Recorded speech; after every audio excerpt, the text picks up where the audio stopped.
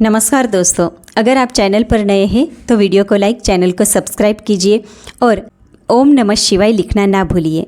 तो चलिए हम कहानी को शुरुआत करते हैं। मनीषा जी खाना खा रही थी, लेकिन रोटी खत्म होने के कारण बीच में ही बैठी एक थाली में थोड़ी सी सब्जी लिए इधर उधर देखने लगी कि कोई उनकी बात कहे बिना ही समझ ले और एक रोटी लाकर दे दे। पास में बैठा छोटा बेटा सुजय उनकी बात समझ गया, मगर फिर भी खामोश रहा, क्योंकि घर में किसी की भी इतनी हिम्मत नहीं थी कि बड़ी बहू के होते हुए खुद से कोई खाना ले ले। थोड़ी देर बैठी रहने के बाद मनीषा जी ने ही हिम्मत जुटाते हुए कहा, सुनीता बहू, 2 रोटी से पेट नहीं भरा, जरा एक रोटी और दे दो। इतना सुनते ही सुनीता कठोर आवाज़ में बोली, बस माँ जी, आपकी तबीयत पहले ही खराब रहती है, 2 रोटी आपके लिए कम नहीं है, जो खा लिया बस वही बहुत है। तो मनीषा जी पास बैठे अपने बड़े बेटे की तरफ उम्मीद भरी नज़रों से देखने लगी कि शायद वो कुछ बोलेगा, मगर संजय तो इस तरह खाने पर झुका हुआ था जैसे उसने कोई बात सुनी ही ना हो। ये देख मनीषा जी कुछ नहीं बोली और हाथ पोंछकर उठने लगी, लेकिन तभी छोटे बेटे सुजय ने अपनी भाभी से कहा, भाभी, जब माँ सारा दिन घर के काम करती है तब तो आपको उनकी तबीयत का जरा सा भी एहसास नहीं होता। आपको पता भी नहीं है, अगर माँ भूखी रह जाएगी तो फिर रात भर उन्हें नींद नहीं आएगी, इसीलिए आप उन्हें एक रोटी और दे दीजिए। इतना सुनते ही सुनीता ने चिल्लाते हुए कहा, तुम ज़्यादा माँ के सगे मत बनो। इस घर में जो कुछ हो रहा है वो मेरी आंखों से छुपा नहीं है। तुम दोनों माँ बेटे मुफ्त की रोटियां तोड़ते रहते हो। तुम्हारा भाई कितनी मेहनत करता है उसका तो तुम्हें एहसास ही नहीं है। तुम अभी तक नौकरी ढूंढने में नाकाम रहे हो।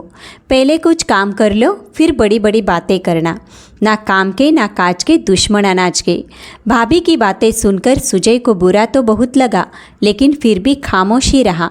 उसने अपनी माँ की तरफ देखा तो मनीषा जी भी नम आंखों से उसे ही देख रही थी। उससे अपनी माँ की भूख बर्दाश्त नहीं हुई, इसीलिए उसने अपनी थाली में से एक रोटी उठाकर मनीषा जी की थाली में रखते हुए कहा, माँ आप ये रोटी खा लो, आज मैं एक रोटी ही खाऊंगा। ये देखकर सुनीता और गुस्सा हो गई और मनीषा जी की थाली से वो एक रोटी उठाकर फर्श पर फेंकते हुए बोली, तुम्हें मेरी बात समझ में नहीं आई? जब मैंने कहा कि और खाना नहीं मिलेगा, मतलब नहीं मिलेगा। अब रहो तुम भी भूखे, बड़े आए थे माँ के चमचे। यह देख सुजय की आंखों में आंसू आ गए। उसने अपनी भाभी से कहा, भाभी, आप में तो इंसानियत नाम की कोई चीज़ ही नहीं है। अरे किसी की थाली से ऐसे कोई रोटी उठाकर भी फेंकता है क्या? सुजय का इतना बोलना हुआ कि उसके बड़े भाई संजय ने उसे घूरते हुए कहा, अपनी भाभी से माफ़ी मांगो। भैया, जब तक भाभी माँ के साथ नाइंसाफ़ी कर रही थी तब तक तो आप बिल्कुल गूंगे बहरे बनकर बैठे हुए थे, और अब अचानक आपको एहसास हो गया कि कुछ गलत हो रहा है। आप कितने जोरों के गुलाम बन गए हो। आपको अपनी माँ का कुछ ख्याल ही नहीं है।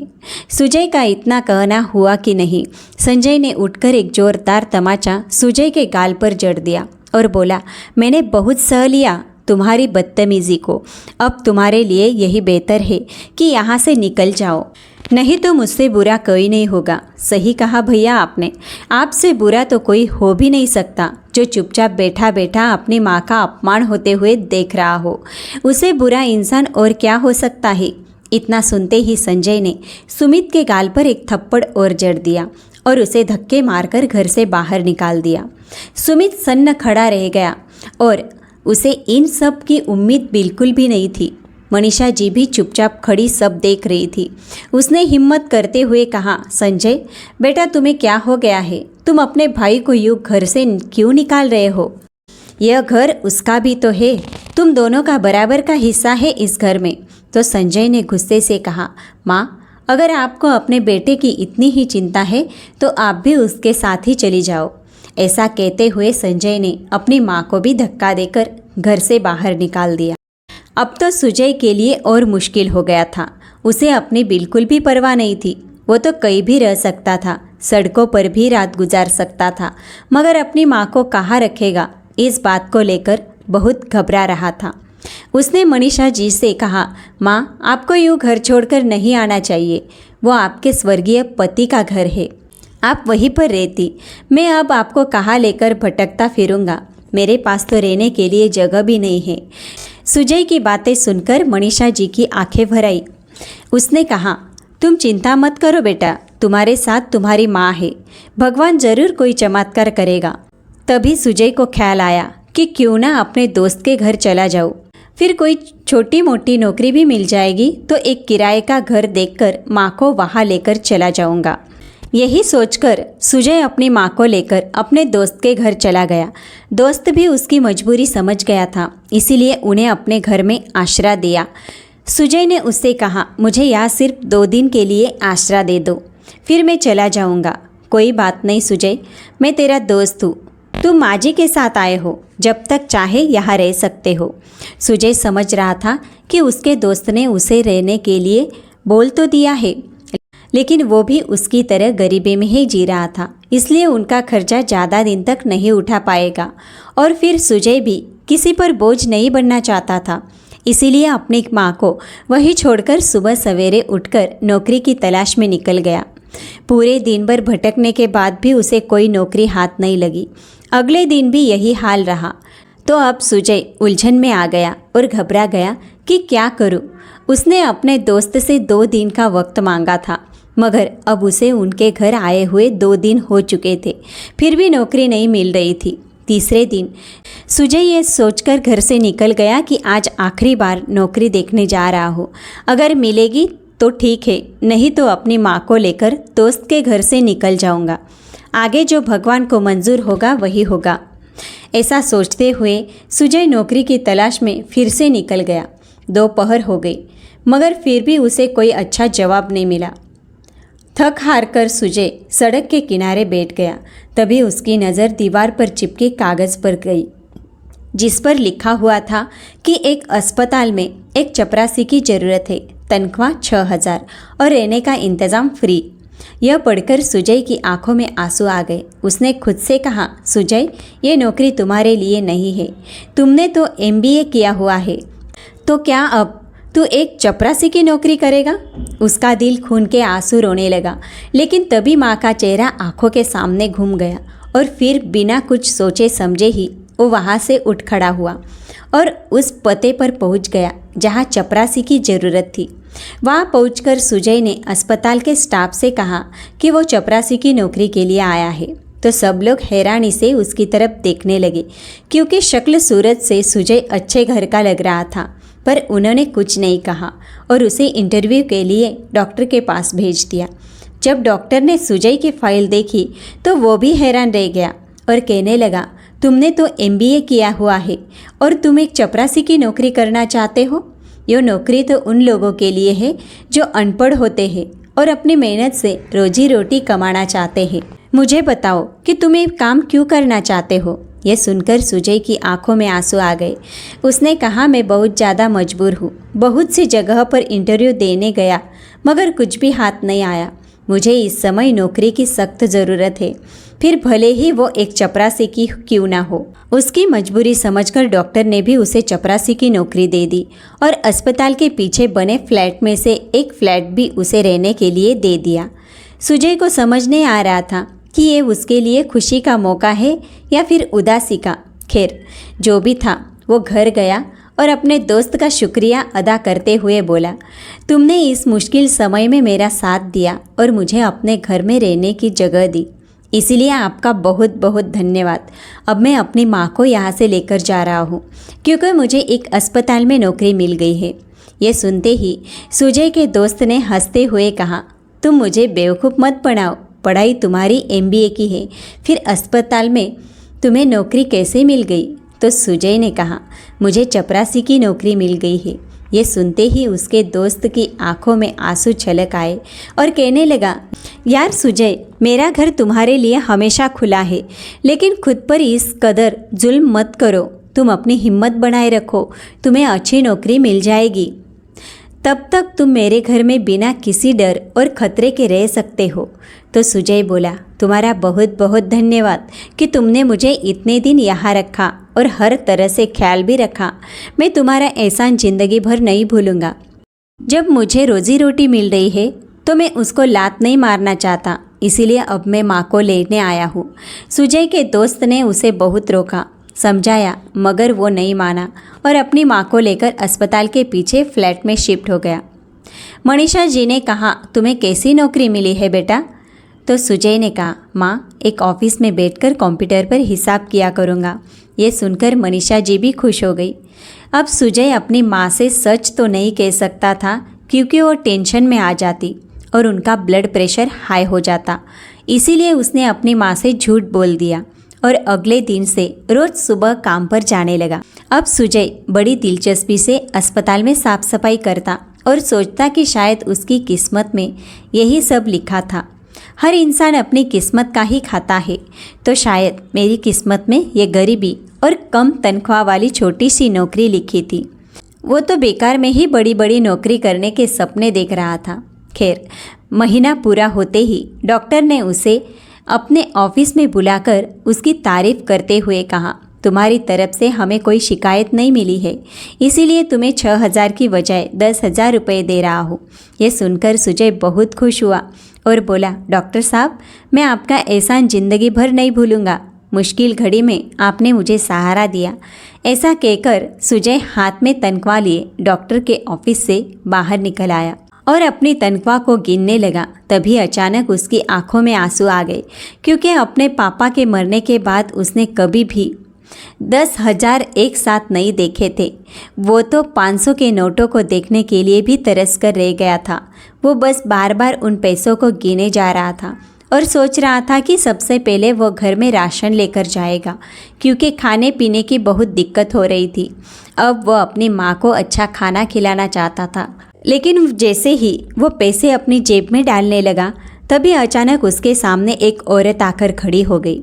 उसने दोनों हाथ सुजय के सामने जोड़ दिए और रोते हुए बोली, भगवान के लिए मेरी मदद कर दो बेटा, मेरे बेटे का एक्सीडेंट हो गया है। उसके ऑपरेशन के लिए मुझे पैसों की ज़रूरत है और मेरे पास कुछ भी नहीं है, मेरे हाथ खाली है।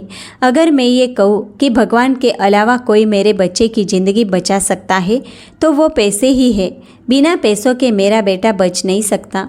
उस औरत के चेहरे पर इस कदर बेबसी देखकर सुजय का दिल बैठ गया। उसने बिना कुछ सोचे समझे ही वो 10,000 रुपये उस औरत के हाथ में रख दिए और बोला, मैं भगवान से प्रार्थना करूँगा कि वो आपके बच्चे को बचा ले। तो वो औरत सुजय को आशीर्वाद देते हुए आगे बढ़ गई और किसी दूसरे इंसान के सामने हाथ जोड़कर अपने बच्चे के लिए पैसे मांगने लगी, लेकिन उस आदमी ने उसे धुतकार कर भगा दिया। उस पल सुजय के दिल में आया कि काश मेरे पास इतना पैसा होता कि मैं उस औरत की मदद कर देता। फिर उसके दिमाग में आया कि क्यों ना डॉक्टर से बात की जाए। वह दौड़कर डॉक्टर के पास गया और हाथ जोड़कर बोला, सर, मेरी हर महीने की तनख्वाह आप काट लेना, लेकिन उस औरत के बच्चे को बचा लीजिए। तो डॉक्टर ने कहा, क्या लगती है वो तुम्हारे रिश्तेदारी में है क्या? नहीं साहब, वो मेरी कोई रिश्तेदारी में नहीं है, लेकिन मैं उसको अपने बच्चे के लिए इस तरह तड़पते हुए नहीं देख सकता। ये सुनकर डॉक्टर की आंखें भी नम हो गई। उसने कहा, खुद के पास खाने के लिए खाना नहीं है और दूसरों की मदद करना चाहता है। सर, हम किसी की मदद करेंगे तो हमारी मदद ऊपर वाला करेगा, इसीलिए सर आप मेरी तनख्वाह काट कर उस बच्चे को बचा लीजिए। तो डॉक्टर ने भी हाँ में सिर हिला दिया और तुरंत बच्चे का इलाज शुरू कर दिया। ये देख सुजय को बहुत खुशी मिली। वो दौड़कर उस औरत के पास गया और बोला, चिंता मत करो, डॉक्टर साहब ने आपके बच्चे का इलाज शुरू कर दिया है, लेकिन मैंने तो पैसे भी जमा नहीं करवाए, फिर इलाज कैसे शुरू हो गया? उस औरत ने रोते हुए कहा। तो सुजय बोला, मैंने डॉक्टर साहब से बात की है, वो आपके बच्चे का इलाज शुरू करने के लिए तैयार हो गए हैं। इतना सुनते ही वो औरत सुजय के पैरों में गिरकर रोने लगी।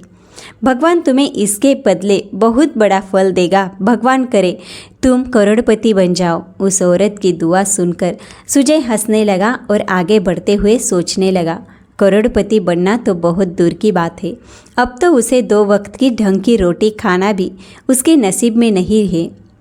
क्योंकि आज उसे जो तनख्वाह मिली थी वो भी उसने उस औरत को दे दी और अगले 5-7 महीने तक मिलने वाली तनख्वाह के लिए भी उसने डॉक्टर को मना कर दिया। यह सब सोचते हुए सुजय घर गया तो मनीषा जी उसी के इंतज़ार में बैठी थी और कहने लगी, बेटा क्या लेकर आए हो तुम?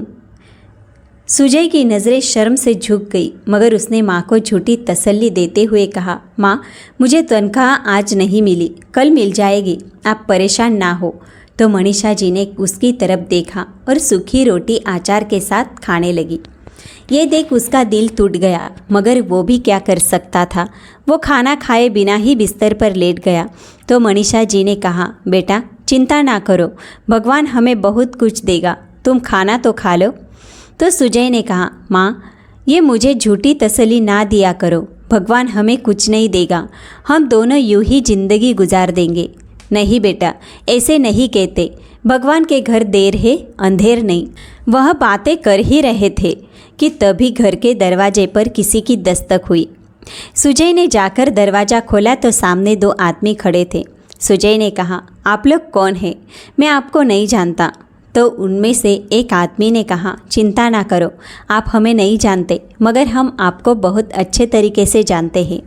ऐसा कहते हुए उसने सुजय को एक चाबी और कुछ कागज़ हाथ पर रख दिए और बोला, यह आपके लिए एक सरप्राइज़ है, आप घर जाकर आराम से बैठकर इस खत को पढ़ना। यह कहकर वो लोग वहाँ से चले गए। सुजय भी ये सब देखकर हैरान था। वो घर के अंदर आया तो मनीषा जी ने कहा, बेटा कौन था दरवाजे पर और आपके हाथ में ये क्या है? तो सुजय ने चिंतित स्वर में कहा, पता नहीं माँ, 2 अनजान आदमी मुझे ये पेपर देकर चले गए और बोल रहे थे कि तुम्हारे लिए एक बड़ा सरप्राइज़ है। मुझे खुद इस बात का पता नहीं कि इसमें क्या लिखा है, अभी देखता हूँ। ऐसा कहते हुए सुजय ने वो कागज़ खोला और पढ़ने लगा तो उसमें लिखा था, मिस्टर सुजय, मैंने आज तुम्हें सिटी हॉस्पिटल में देखा था, तुम वहाँ एक चपरासी की नौकरी कर रहे हो, मगर तुमने आज तनख्वाह मिलते ही एक गरीब औरत की मदद कर दी और फिर डॉक्टर के सामने गिड़गिड़ाकर उस औरत की मदद के लिए हाथ फैलाए। जब मैंने ये सब कुछ देखा तो मैं बहुत ही प्रभावित हुआ। मैंने सोचा तुम्हारे बारे में जानकारी हासिल करनी चाहिए। जब मैंने डॉक्टर से पूछा तो मुझे पता चला कि तुम एक पढ़े लिखे नौजवान हो, मगर तुम्हारे भाई ने तुम्हें घर से निकाल दिया और इसीलिए तुम चपरासी की हैसियत से नौकरी कर रहे हो। कल शाम तुम इस पते पर पहुंच जाना, तुम्हारे लिए एक बहुत बड़ा सरप्राइज़ है और तभी तुम्हें पता चलेगा कि ये चाबियाँ किस चीज़ की हैं। खत पढ़ते ही सुजय गहरी सोच में डूब गया कि उसको इस तरह से बुलाने वाला कौन हो सकता है। उसे डर भी लग रहा था क्योंकि आजकल तो फ्रॉड बहुत ही आम हो चुके हैं। तभी मनीषा जी कहने लगी, सुजय खत में ऐसा क्या लिखा है कि तुम उसे पढ़कर एकदम परेशान हो गए हो बेटा? सुजय ने उन्हें सारी बात बताई, जिसे सुनकर मनीषा जी भी घबरा गई और कहने लगी, नहीं नहीं बेटा, तुम्हें कोई ज़रूरत नहीं है किसी भी जगह पर जाने की, चुपचाप अपनी नौकरी करते रहो। फिर अपने बेटे के सिर पर हाथ रखते हुए बोली, अच्छा तो आज तुम्हें तनख्वाह मिल गई थी, लेकिन तुमने वो एक औरत को दे दी। ये सुनते ही सुजय को लगा कि माँ अभी डांटेगी, लेकिन मनीषा जी ने उसका माथा सहलाते हुए कहा, मुझे अपने बेटे पर गर्व है, आज तुमने सचमुच मुझे दिल से खुश कर दिया। मैं हमेशा यही समझती थी कि शायद मेरी परवरिश में कोई कमी रह गई थी, जो तुम्हारे भाई ने हमारे साथ इतना घटिया बिहेव किया, मगर आज मुझे इस बात की तसल्ली हो गई कि मेरी परवरिश में कोई कमी नहीं थी। ये तो संजय और उसकी पत्नी की नीयत ही है ऐसी थी। भगवान का शुक्र है कि मेरा एक बेटा तो गरीब लोगों की मदद करना चाहता है।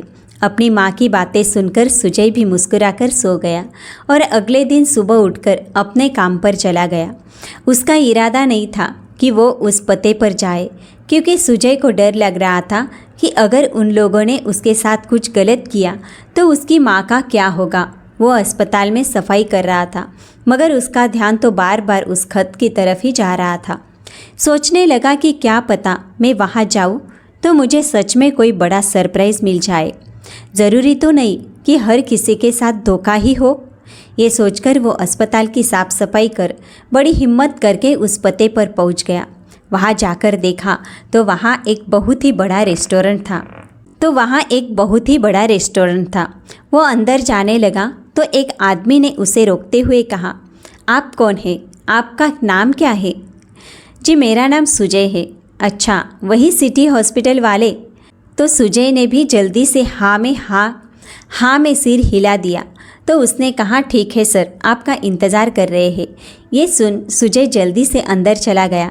अंदर जाते ही सामने कुर्सी पर बैठे एक आदमी ने कहा, लगता है तुम मुझे नहीं जानते हो, इसीलिए मैं अपना परिचय करवा देता हूँ। मेरा नाम मनीष वर्मा है। मैं इस रेस्टोरेंट का मालिक हूँ, मगर अब मैं ये रेस्टोरेंट तुम्हारे नाम करना चाहता हूँ। ये सुनकर सुजय हैरान रह गया और बोला, आप मेरे साथ ये कैसा मजाक कर रहे हैं?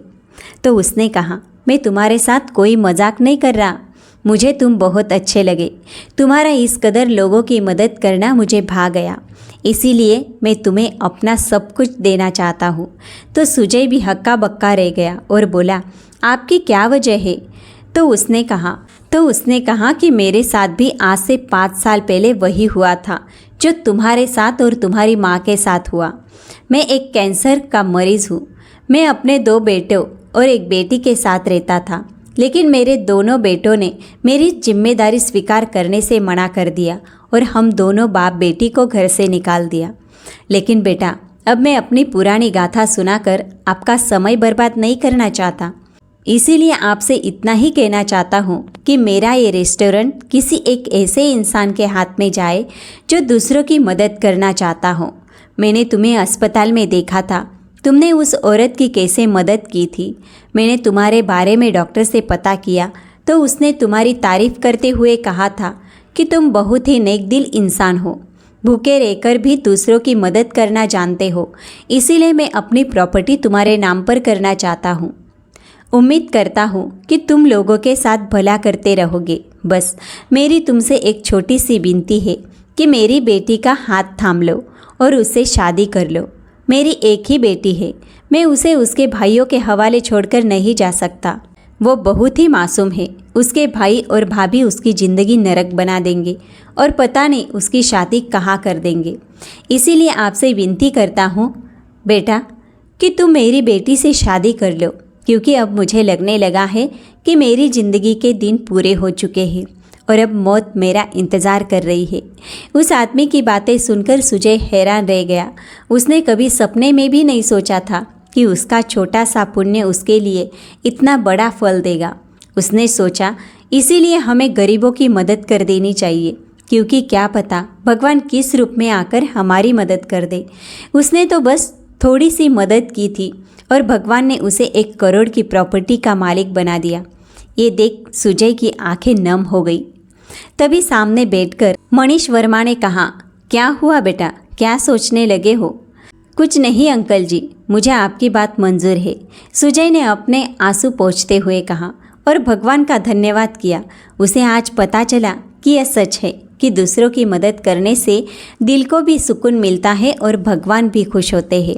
वो खुशी खुशी वहाँ से चला गया और जाकर अपनी माँ को सारी बातें बताई। तो मनीषा जी का खुशी का कोई ठिकाना ही न रहा, क्योंकि एक साथ 2 खुशी मिल रही थी, बेटे की नौकरी भी और शादी भी। कुछ दिनों बाद मनीष जी ने सुजय की शादी अपनी बेटी प्रिया के साथ करवा दी और अपना फ्लैट भी सुजय के नाम कर दिया। अब सुजय भी अपनी माँ को लेकर उनके पास ही आ गया और चारों लोग एक साथ एक ही घर में रहने लगे।